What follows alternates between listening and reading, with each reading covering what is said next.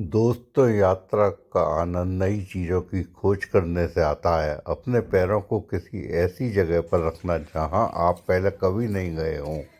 आइए तो चलते हैं तपोवन। तपोवन एक पसंदीदा ट्रैकिंग और पिकनिक स्थान है। यात्रा रोमांचकारी और थोड़ी डरावनी भी है। पैदल चलकर आप 345 सीढ़ियाँ चढ़कर 30 मिनट में पहाड़ी की चोटी पर पहुंच सकते हैं। जैसे जैसे आप सीढ़ी से ऊपर चढ़ते हैं, आपको तपोवन पर्वत पर विभिन्न ऊंचाइयों पर विभिन्न मंदिर और गुफाएं दिखाई देंगी। शिखर से आसपास के क्षेत्र बहुत ही मनोरम दिखाई देता है। तपोवन पहाड़ में स्थित रावण गुफा, बजरंगबली की प्रतिमा, बालानंद ऋषि की प्रतिमा, भोलेनाथ की चरण पादुका, लक्ष्मी मंदिर, दुर्गा मंदिर, शिव मंदिर, पार्वती मंदिर समेत पहाड़ की ऊंची चोटियों का भी पर्यटक भ्रमण कर रहे हैं। पहाड़ का मुख्य आकर्षण केंद्र पहाड़ पर बनी जादुई गुफाएं हैं, जिनमें मोटे से मोटा व्यक्ति भी बहुत आसानी से निकल जाता है। इसके साथ ही इस पहाड़ पर एक ऐसा हनुमान मंदिर है जिसमें भगवान हनुमान दो पत्थरों के बीच में है। माना जाता है कि इस हनुमान मंदिर में पूजा आराधना करने से भगवान हनुमान सभी कष्ट समाप्त कर देते हैं। बताया जाता है कि भगवान हनुमान ने इस शिला को अपने नाखून से दो भागों में बांट दिया था।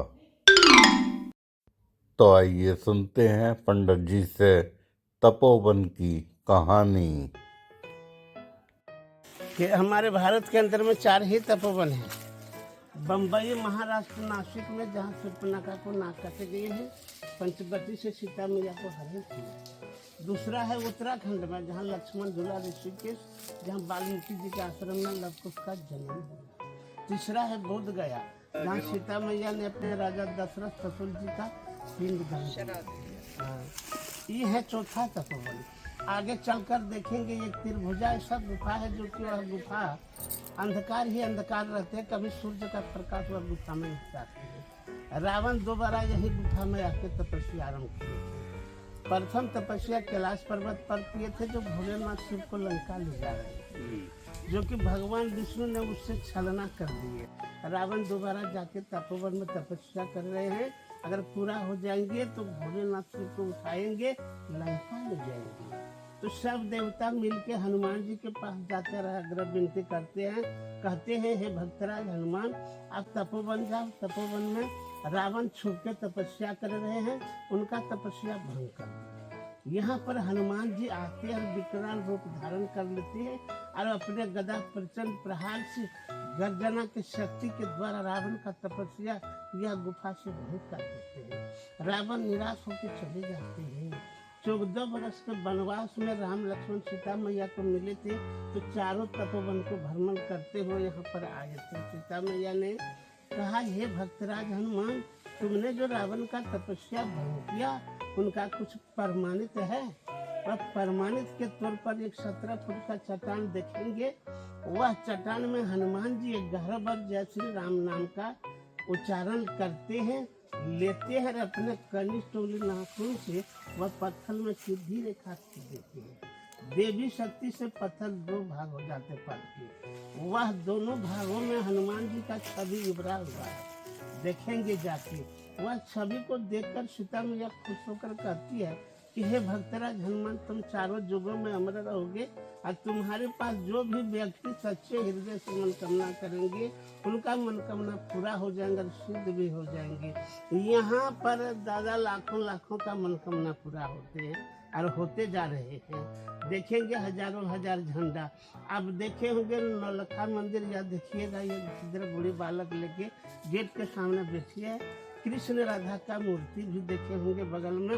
वह चारों शिला घोषे दासी थी माता राम, कलकत्ता पथरिया घाट के रहने वाली थी। उनको पुत्र नहीं था, 7 पुत्री था। इसी मंदिर में आके आंचल फैला के कहा, हे भक्तराज हनुमान, तुम शंकर भगवान का 11वां रुद्र है, मेरा एक पुत्र दे देंगे तो मैं पहाड़ को काट काट कर सुही बनवा देंगे और भव्य विशाल मंदिर भी बनवा देंगे।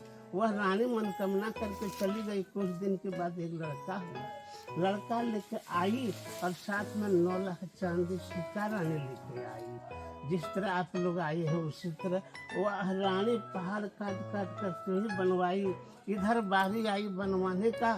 तो हनुमान जी ने रानी को रात में सपन में कहा, रानी जिस रास्ते में राम लक्ष्मण सीता मैया आते जाते हैं उस रास्ते को किसी तरह परिवर्तन नहीं बदलो, नहीं तो तेरा जो पुत्र है नष्ट हो जाएगी।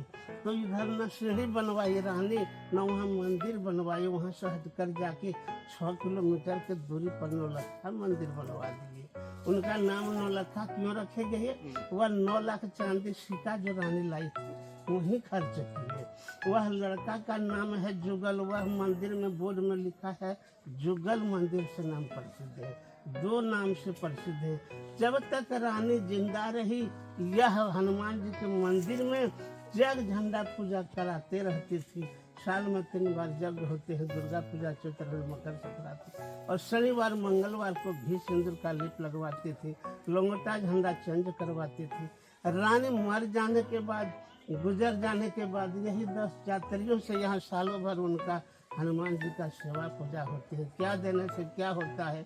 251 देंगे तो आपका नाम से, पूरा परिवार के नाम से 5 शनिवार 5 मंगलवार को हनुमान जी का शरीर में घी सिंदूर का लेप लगते हैं। ये देंगे तो पूरा एड्रेस लेंगे, घर तक प्रसाद भी भेजे जाते हैं।